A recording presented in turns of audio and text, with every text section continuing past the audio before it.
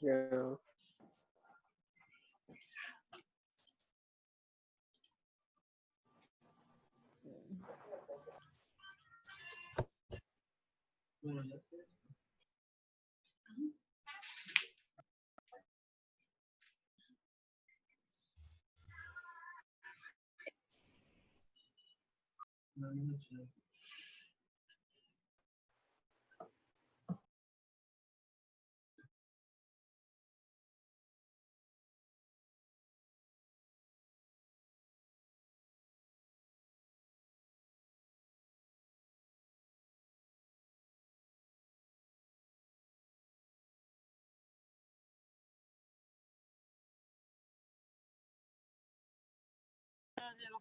Eso, pues que tengo clase.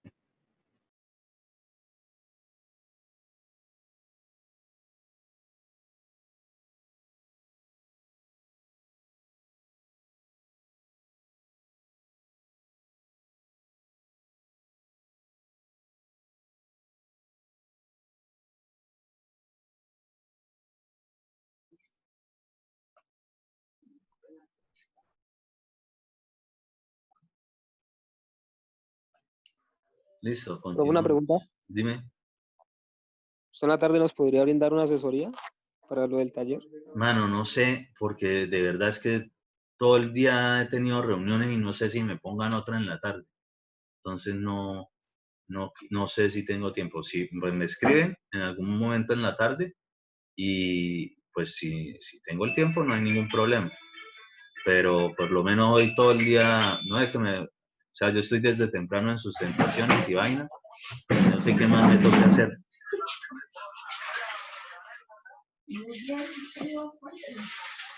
Listo, profe.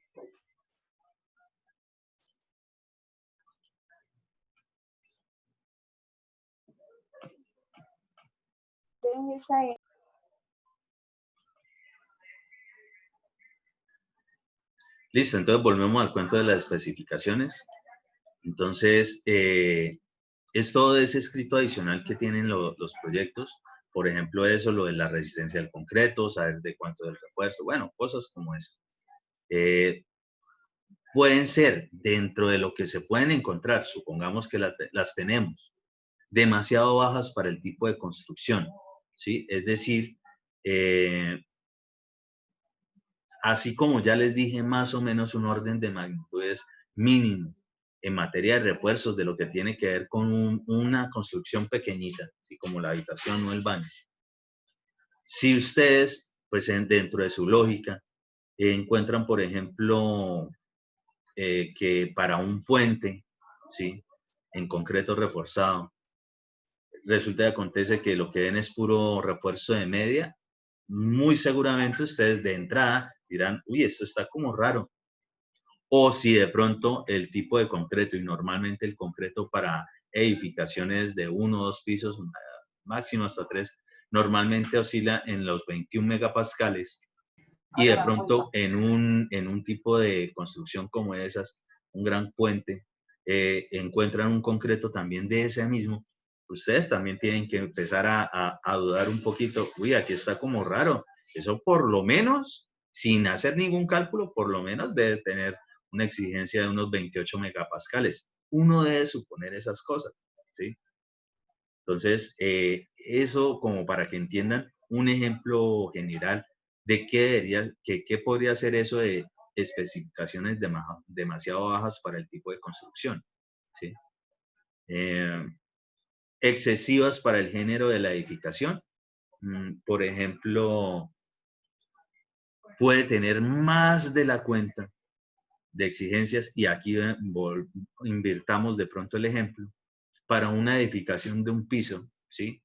Una casita típica cubierta en fibrocemento, es decir, nada del otro mundo, con alturas típicas que normalmente la altura máxima de la cumbrera, es decir, donde se genera la divisoria de aguas, sean 4 metros, 5 metros máximo.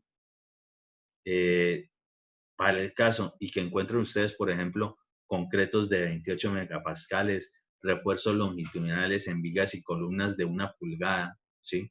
Ustedes van a decir, ¿y cómo así? Y esto, y, o sea, es que, ¿qué tipo de búnker están haciendo acá o cuál es la cosa? Entonces, eso más o menos como para que entiendan el tipo de especificaciones si se están excediendo del tipo de construcción. Por eso también hay que saber qué tipo de obra estamos manejando. Imprecisas, incompletas o inconsistentes. Digamos, algo impreciso puede ser, por ejemplo, que diga respecto a lo que tenga que ver con tuberías, ¿sí? Supongamos tuberías, instalaciones hidráulicas. Y resulta que acontece que, pues, lo normal de los materiales que nosotros utilizamos para el tipo de instalaciones típicas en una edificación, pues son en material tipo PVC, algunas. Sobre todo lo que tiene que ver con la instalación sanitaria y de aguas lluvias, ¿sí? Es en PVC.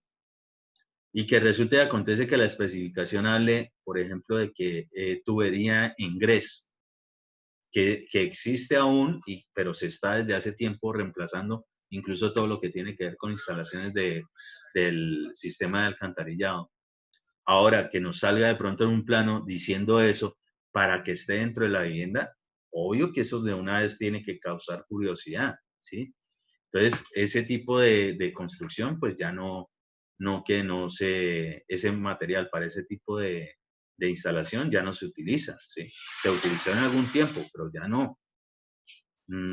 Incompletas, por ejemplo, que vengan los planos y no nos hable absolutamente nada si es que estamos hablando de digamos, una placa y que haya un despiece de una placa, un detalle de una placa, supongamos la de entrepiso tipo aligerada, y que no diga absolutamente nada de qué o cómo es el aligeramiento. Es decir, simplemente vemos el espaciado. Ahorita se los muestro en algún planito. Además, se los muestro una vez, como para que me entiendan. Uy, permítame, guardo una vez la sesión anterior.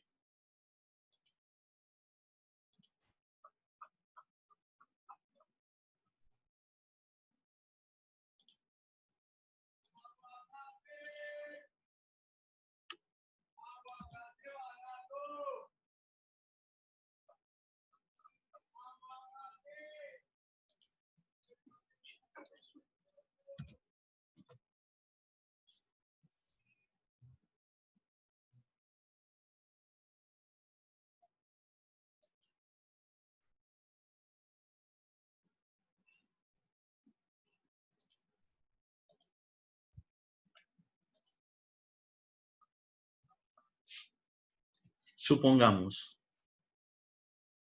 ¿sí están viendo todos el AutoCAD? Señor. Sí, profe. Listo, supongamos algo como esto. Voy a ponerlo por acá.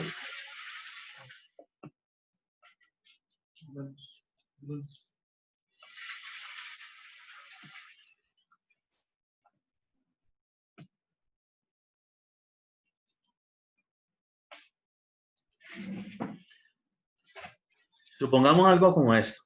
No viene de pronto especificando de cuánto es, y esto es un detalle de una placa aligerada, que no venga especificando de qué es o qué tipo es el aligeramiento que va a ir precisamente separando lo que es los nervios o viguetas de esa placa aligerada. Eso es una información, ¿sí? Una especificación que nos la deben dar y nos la debe dar el plano, ¿sí? Nos lo debe decir por algún lado, porque si no, nosotros podemos asumir lo que sea. ¿Y qué es lo que sea? Resulta y acontece ahí de pronto para los que no están tan duchos en la parte de estructuras, en las placas aligeradas se acostumbra diversos tipos de materiales para el aligeramiento. Y ese aligeramiento, por ejemplo, podría ser en bloque de arcilla, ¿sí? El multiperforado, o podría ser en casetón. El casetón, pues, es un un elemento armado construido con madera, normalmente se construye in situ, es decir, allí en la obra, o se puede mandar a hacer según las medidas del espaciamiento. Y se recubre con, un plástico. Puede ser un casetón removible, es decir, que se pueda recuperar para poder generar otro tipo de placas que sean similares a esa, o podría ser también en polipropileno, es decir, el popular icopor, perfectamente podría ser. Esto, en materia de un detalle, no lo debe decir. Y como para entender bien qué es todo eso que les acabo de nombrar, esto es un detalle, es decir, un corte de lo que vendría siendo una placa de entrepiso. Una placa de entrepiso para el caso armada en una dirección, ¿sí? Esa información ustedes tienen que saber identificar cuando una placa es armada en una dirección, cuando es armada en dos direcciones, ¿sí? Y como entendiendo un poquito más respecto de eso de qué es el aligeramiento, imagínense que esta es esa misma placa de ese plano que estábamos viendo allí.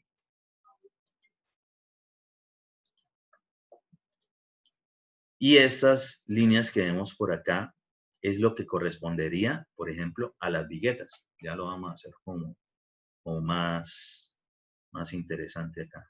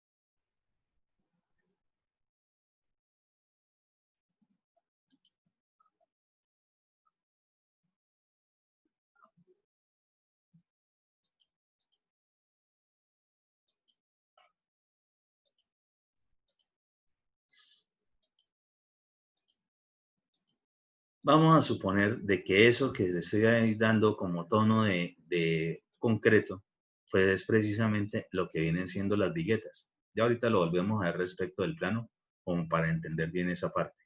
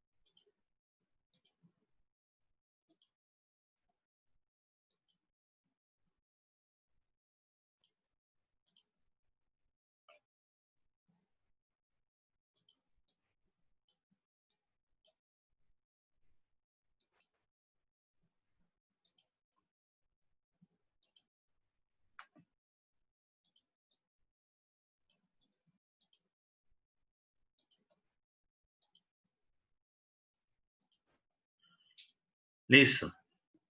Vamos a entender qué era lo que estaban hablando allá respecto del aligeramiento, después respecto de la placa aligerada, respecto de las viguetas. Estos elementos se conocen como nervios o viguetas. Cuando es una placa aligerada, quiere decir que no es absolutamente refuerzo y concreto. Tiene otros materiales para precisamente bajarle la masa que le aporta que fuese toda de concreto, ¿sí? Por eso ustedes normalmente utilizan placas macizas para unos espesores que son mínimos, ¿sí? Digamos una placa maciza en este momento que esté utilizando, no creo que ni siquiera llegue a los 25 centímetros. Sobre todo, se manejan espesores de 10 a 15, 20 máximo. Incluso un 20 ya es bastante para una placa maciza. Pues si es maciza, quiere decir de que todo, absolutamente, por ejemplo, todo esa altura, todo ese espesor, sería absolutamente todo concreto. Pues entre más masa tenga, pues más problemas va a presentar en el momento de que se presente el sismo. ¿Qué pasa con el aligeramiento? Bueno, pues lo que se busca es que solamente se ubique el concreto donde tiene que ir. Es decir, para el caso se generan las viguetas pues en su momento le transmitirán la carga a las vigas y a las vigas eventualmente a las columnas, todas las que tengan. Esa es la transmisión típica de carga que ustedes hacen. El aligeramiento puede ser en muchos materiales, icopor, bloque, casetón, como sea. Y esto, pues nosotros tenemos que saber qué es lo que le vamos a meter ahí. Si la idea original era quitarle masa a la estructura para que no fuese solo de concreto, pues nosotros no podemos, por ejemplo, terminar echándole concreto. O por ejemplo, si el diseñador generó este tipo de diseño, esto,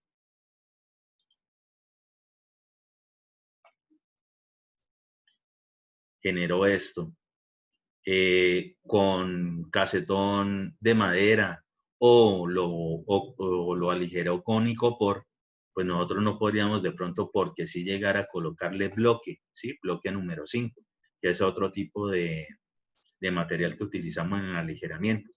Entonces, nosotros para poder desarrollar el tipo de obra, nosotros tenemos que tener ese tipo de especificaciones. Y los aligeramientos se acomodan, pues obviamente según las medidas de los materiales, de forma tal que logran separar lo que son los elementos estructurales tipo viguetas, ¿sí? Es decir, aquí se presentará otro tipo de aligeramiento, aquí otro tipo de aligeramiento, porque por aquí tendremos por este lado una viga, por este lado una vigueta, ¿sí? Para eso nosotros necesitamos precisamente saber de qué tipo es eso.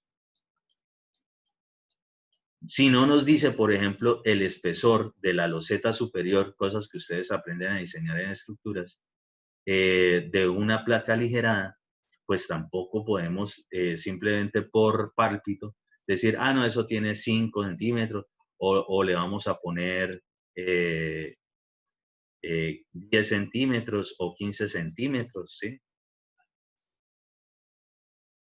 Eso no lo podemos hacer porque sí. Imagínense, eso simplemente, no, vamos a darle más gasto al concreto y pongámosle un poquito más. Esto ya no estaría trabajando como fue diseñado. Entonces, por eso hay que tener cuidado respecto de la información que nos tiene que precisamente brindar lo que es los planos estructurales y el resto de planos, ¿sí? Entonces, lo que estamos viendo allá es incluso con un tipo de aligeramiento, con la separación entre viguetas y pues la loseta superior, por eso allá entendemos que es esta parte. Como si lo estuviésemos viendo de esta forma, vista frontal, las dos viguetas, obviamente el refuerzo pues va embebido en el concreto, ¿sí? Algo más o menos como esto.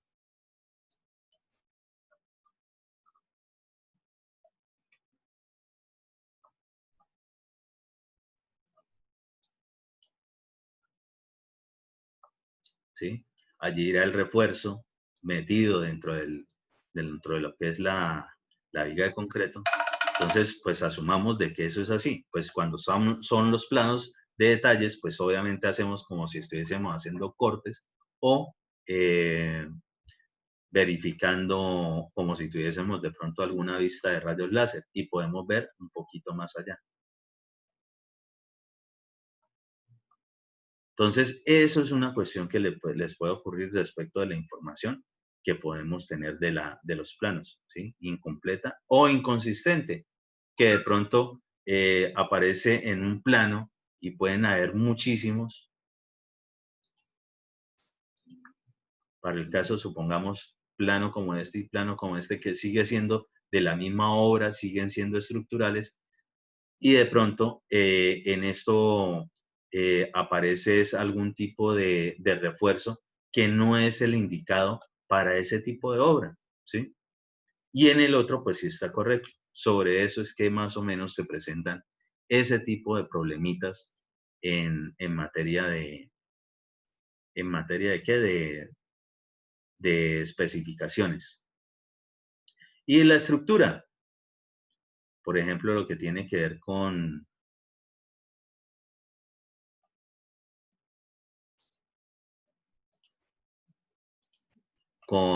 lo proyectado con deficiencia, construido con especificación más baja, tecnología deficiente, ¿sí? Esto pues se supone que nosotros tenemos que tener, digamos, la capacidad de identificar cómo vamos a desarrollar un proyecto. Adicionalmente de eso, los buenos diseñadores en los planos, en sus especificaciones, incluso advierten de alguna recomendación respecto de algún proceso constructivo cuando estén ejecutando la estructura. Entonces, con eso también nosotros nos podemos ayudar. De lo que les estaba hablando hace rato, del problemita de pronto no interpretar bien planos o que se presenten cosas y no hay que, digamos, asumirlas de que todo está bien hecho porque incluso lo haya hecho otro ingeniero civil, otra ingeniera civil, e incluso estén firmados los planos, hay cosas que nosotros debemos identificar si están correctas o no. Para el caso,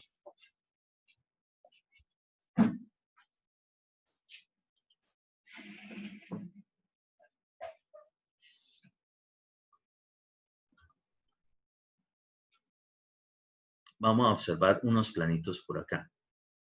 Planitos estructurales. Resulta que acontece que estos mismos planos son los de alguien que acabo de sustentar. Pues yo tenía conocimiento de ese proyecto desde antes, incluso yo ya tuve una dirigida que estuvo en esa obra. Hay cuestiones respecto de la estructura, respecto de la información que nos brinda un plano estructural en materia de espieces que nosotros debemos saber, ¿sí? Mínimo. Entonces, por ejemplo, hay situaciones que se presentan de forma tal que nosotros debemos saber si los traslapos por lo menos están o no están donde deben realizarse. Hablamos de traslapos como esta zona de unión entre dos o más varillas, ¿sí? Aquí tenemos una varilla de refuerzo, aquí tenemos otra, aquí tenemos otra. Lo mismo por acá. Tenemos una varilla de refuerzo aquí, otra y otra de refuerzo por acá. ¿Qué pasa aquí?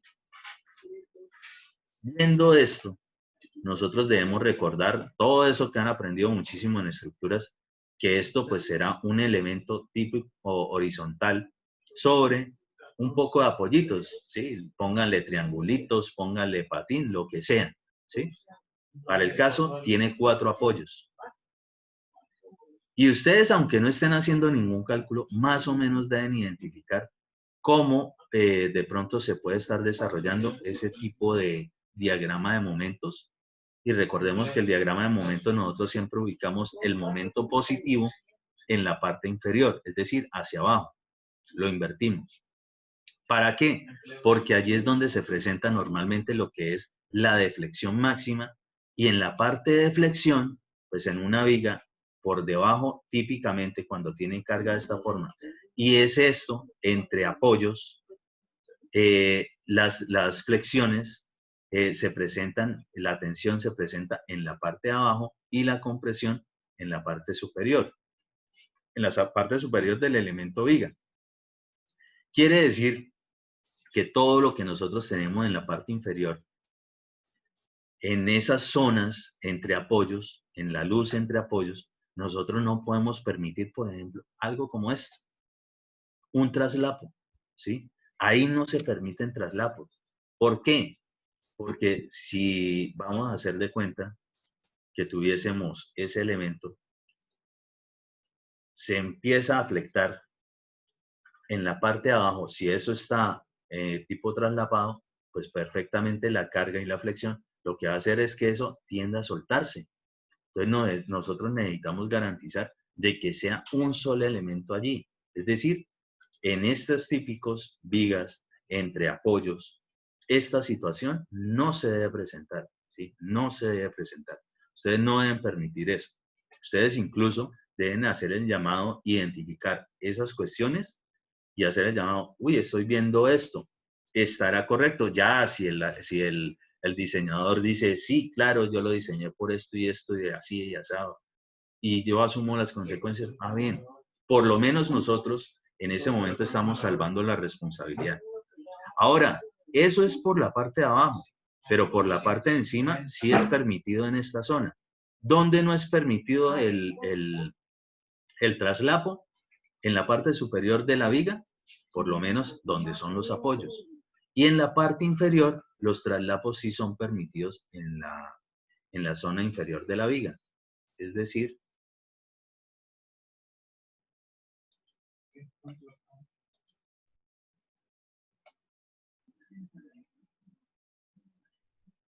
algo como esto, ¿sí? ¿Qué pasa aquí? ¿Qué es más o menos este gráfico? Por lo menos en esta parte se entiende que sí podría desarrollarse más o menos así lo que tiene que ver con la flexión de ese elemento, exagerando, ¿no? El diagrama de momentos tiende a ser como de esta forma, un poquito, esto sí llegará de pronto aquí a 0 y esto llegará a 0, pero este pico definitivamente lo tiene porque tiene continuidad de apoyos.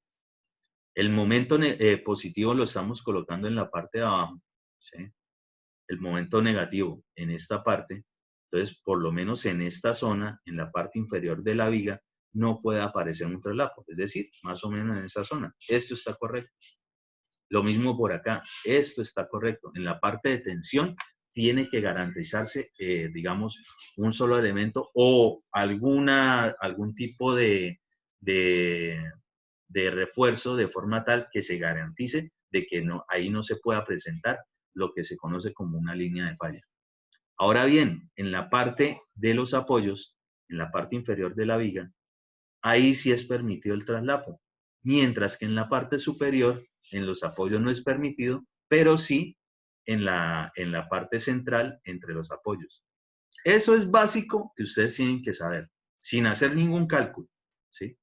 Y lo pueden identificar. Ahora bien, ¿qué ocurre de pronto con una condición de un voladizo? Pues empiecen a mirar a ver qué le ocurre a eso. Si se comporta exactamente igual que esto que les estoy diciendo.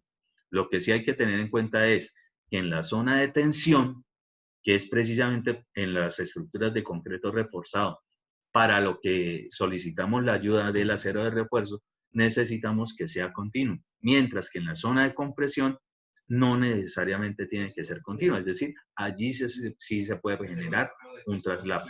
Eso es lo básico que tenemos que entender, ¿sí? Otra cosa es, por ejemplo, el tipo de refuerzo. Bueno, entonces si por ejemplo aquí nos dice, en vez de 5/8, nos dice de 1/4. Obviamente, si esto es una estructura, un elemento estructural, y lo tenemos en la parte de tensión, y vemos que es un refuerzo que es mínimo del que la normativa nos dice para refuerzo longitudinal, y una vez más, entiéndase, refuerzo longitudinal, ese larguero que hay ahí, es decir, el largo, el que está atravesando un elemento estructural, es decir, lo que veríamos hacia el fondo, lo que vendrían siendo en este corte y detalle de la viga, lo que vendría siendo estos refuerzos, ¿sí? Si resultan de 1/4, ustedes saben que no, que eso no es, que eso está mal de una vez. Entonces, ese tipo de identificación, sin estar metiéndonos a desarrollar cálculos ni nada, tenemos que identificarlo, porque nosotros cuando estemos montados encima de unos tableros para verificar si la placa va a quedar bien amarrada, pues tenemos que mínimo estar revisando eso, corroborar el tipo de diámetros, ¿sí? Si corresponden con lo que dice el diseño, si los traslapos están donde deben estar, si lo que es el refuerzo transversal, flejes o estribos, es decir, estos numeritos que vienen por acá y que se observan de esta forma, ¿sí? Los flejes o estribos, si están todos exactamente en la misma hilera los ganchos o están, digamos, girados. ¿Por qué esa cuestión de girados? ¿O a qué hace referencia a eso? Si nosotros hacemos una viga, volvamos aquí a este modelito. Si nosotros tenemos, por ejemplo,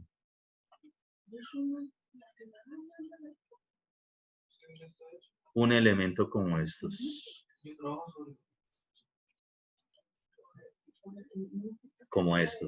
supongamos que eso es una viga o vigueta.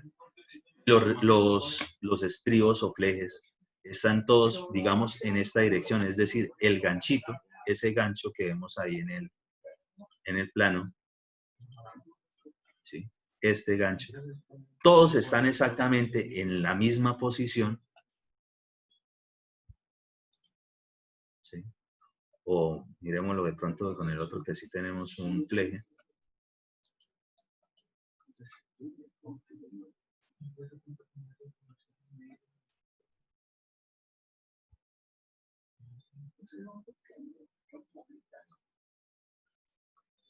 Es decir, tenemos elementos como estos. Si todos se repiten exactamente igual a la distancia que diga el plano, pero todos tienen el gancho exactamente en el mismo punto, ¿ustedes qué creen que le puede pasar a ese elemento?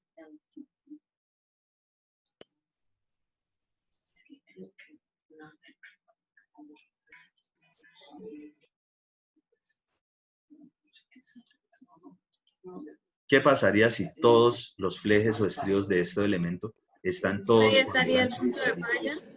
¿Cómo? Ahí podría estar el punto de falla porque están en el mismo lugar. Sí, correcto. Eso es exactamente lo que ocurre con esos elementos. Digamos que ahí volvemos a encontrarnos ese ganchito. Si todos los ganchos los tenemos exactamente en la misma hilera, sobre la misma, digamos, sobre el mismo refuerzo amarrando, pues lo que vamos a tener prácticamente es una cremallera en el momento que se presente un sismo. Entonces, todo eso genera una línea de falla. Entonces, se pueden abrir perfectamente si todos los ganchos, así tenga estribos, así tenga flejas, si todos están exactamente en la misma posición. Eso es perjudicial para el proyecto. Entonces, ustedes tienen que garantizar de que se estén por lo menos rotando, cosa tal de que si por alguna razón alguno falla, el otro esté en otra posición y logre resistir, conteniendo, digamos, lo que es el núcleo del elemento estructural, y así no se genera el colapso. Entonces, esas son cosas obligatorias que ustedes tienen que saber y garantizar en materia de construcción, ¿sí? Hay que verificarlo cuando uno está allá. Cosas como esas. Me imagino que seguirán estudiando y repasando sobre esos temas, claro que sí. Pero como para que tengan en cuenta, aquí hacemos referencia respecto de los problemitas que nos pueden presentar, tanto en los planos como después cuando ya lo vamos a ejecutar. Es decir, al trasladarlo a la realidad, esa misma información.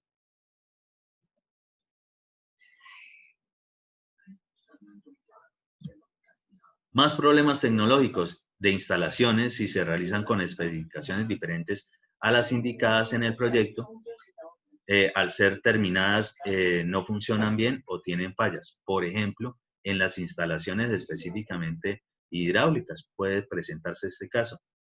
Supongamos que el plano de diseño dice que el diámetro de la tubería debe ser de 1 pulgada y ustedes o quien está allí dicen, no, que vamos a gastar 1 pulgada que obviamente cuesta más que una tubería de media, si de todos modos es agua lo que va a llevar por dentro. Entonces, no.